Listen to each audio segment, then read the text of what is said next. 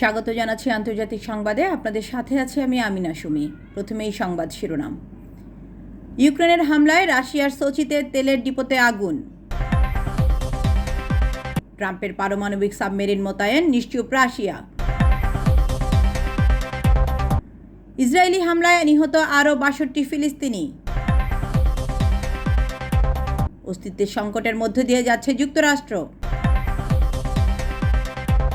ইসরায়েলকে কোনো অস্ত্র সরবরাহ নয়, পুনর্ব্যক্ত করল কানাডা। গাজা যুদ্ধ বন্ধের জন্য আহ্বান জানিয়ে ট্রাম্পকে ডেমোক্র্যাটদের চিঠি। ৬০০ বছর পর জেগে উঠল আগ্নেয়গিরি, রাশিয়ার সুনামি সতর্ক। ট্রাম্পের হুমকি সত্ত্বেও রাশিয়া থেকে তেল আমদানি বজায় রাখবে ভারত। এবার বিস্তারিত। রাশিয়ার দক্ষিণ পশ্চিমাঞ্চলে সোচি শহরে গত শনিবার দিবাগত রাতে ড্রোন হামলা চালিয়েছে ইউক্রেন। হামলায় একটি তেলের ডিপোতে আগুন লেগে যায়। রোববার শহরটির স্থানীয় কর্তৃপক্ষ এ তথ্য জানিয়েছে। বার্তা আদান প্রদানের মাধ্যমে টেলিগ্রামে দেওয়া এক পোস্টে রাশিয়ার ক্রাসনোদার অঞ্চলের গভর্নর বেনিয়ামিন ক্রোন্দাতিয়েভ বলেন, গত রাতে কিয়েভের শাসকদের ড্রোন হামলায় সোচি আক্রান্ত হয়েছে। ড্রোনের ধ্বংসাবশেষ একটি তেল ট্যাঙ্কে আঘাত হানে, এতে সেখানে আগুন লেগে যায়।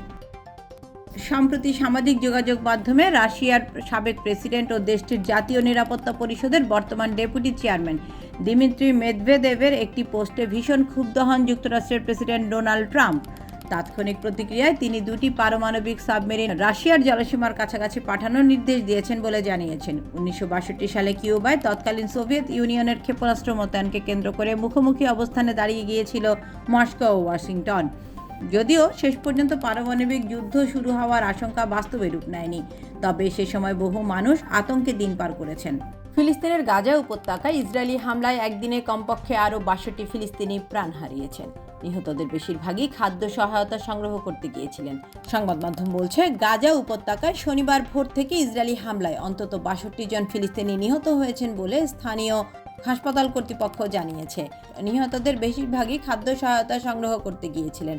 নিহতদের মধ্যে ৩৮ জন এমন স্থান থেকে সহায়তা নিতে গিয়ে প্রাণ হারান যেগুলো পরিচালনা করছে বিতর্কিত Gaza humanitarian foundation GHF।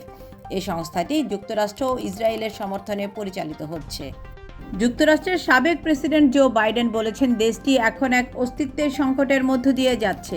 শিকাগোয়ের national বার অ্যাসোসিয়েশনের ১০০তম বার্ষিক পুরস্কার বিতরণী অনুষ্ঠানে তিনি বলেন, ১৯৬০-এর দশকের পর এই প্রথম মার্কিন প্রান্তিক জনগোষ্ঠী এত বড় আক্রমণের মুখে পড়েছে।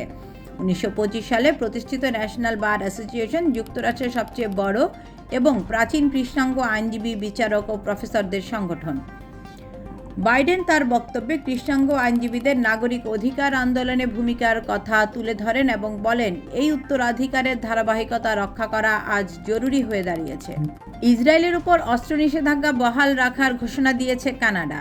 মূলত গাজায় ব্যবহার হতে পারে এমন সব সামরিক পণ্য রপ্তানি বন্ধে অটোয়া তার অবস্থান পুনরায় স্পষ্ট করেছে। শনিবার কানাডার পররাষ্ট্রমন্ত্রী আনিতা আনন্দ এক বিবৃতিতে জানান, গাজায় ব্যবহারের সম্ভাবনা আছে এমন সামগ্রী রপ্তানির জন্য ২০২৪ সালের জানুয়ারি থেকে কোনো নতুন লাইসেন্স অনুমোদন করা হয়নি।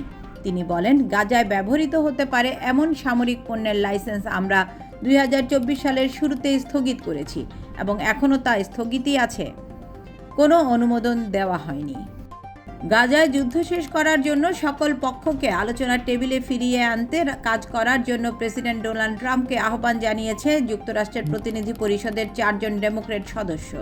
এক প্রতিবেদনে তুরস্কের বার্তা সংস্থা আনাদোলু বলেছে, প্রতিনিধি পরিষদের সদস্য গ্রেগরি মিক্স, রোজার ডেলাউরো, জিম হাইমস এবং জেমি রাস্কিন গভীর জরুরিতা এবং নৈতিক দায়িত্ববোধ নিয়ে ট্রাম্পের কাছে একটি চিঠি পাঠিয়েছেন। রাশিয়ার কামচাটকায় ৬০০ বছর পর প্রথমবারের মতো জেগে উঠেছে ক্রাশনিনিকোভ নামের এক আগ্নেয়গিরি। রুশ সংবাদ মাধ্যম RIA দেশটির বিজ্ঞানীদের বরাত দিয়ে জানিয়েছেন, সম্ভবত সম্প্রতি রাশিয়ার দূরপ্রাচ্যে হওয়া শক্তিশালী ভূমিকম্পের সঙ্গে আগ্নেয়গিরির এই অগ্ন্যুৎপাত সম্পর্কযুক্ত। কামচাটকা অগ্ন্যুৎপাত প্রতিক্রিয়া দলের প্রধান ওলগা গিরিনা জানিয়েছেন, ৬০০ বছরের মধ্যে এই প্রথমবার ক্রাশনিনিকোভ আগ্নেয়গিরি থেকে অগ্ন্যুৎপাত হয়েছে। এ তথ্য ঐতিহাসিকভাবে নিশ্চিত করা গেছে। তিনি জানান, গত বুধবার ভূমিকম্পের পর এই অগ্ন্যুৎপাত ঘটে থাকতে পারে। ওই ভূমিকম্পের ফলে ফ্রেঞ্চ পলিনেশিয়া ও চিলি পর্যন্ত সুনামি সতর্কতা জারি করা হয়। এরপরেই কামচাটকার সবচেয়ে সক্রিয় আগ্নেয়গিরি লিউচেভস্কয় অগ্নুৎপাত শুরু করে। যুক্তরাষ্ট্রের প্রেসিডেন্ট ডোনাল্ড ট্রাম্পের হুমকির উপেক্ষা করে রাশিয়া থেকে নয়াদিল্লি তেল আমদানি অব্যাহত রাখবে বলে জানিয়েছেন ভারতের দুই শীর্ষ সরকারি কর্মকর্তা।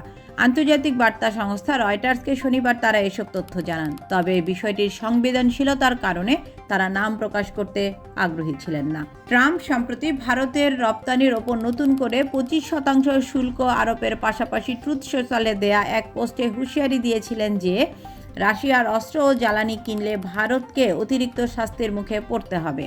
আন্তর্জাতিক অঙ্গনে সর্বশেষ সংবাদ পেতে আমাদের ইউটিউব চ্যানেলটি সাবস্ক্রাইব করে রাখুন। আমাদের সাথে থাকার জন্য আপনাকে অসংখ্য ধন্যবাদ।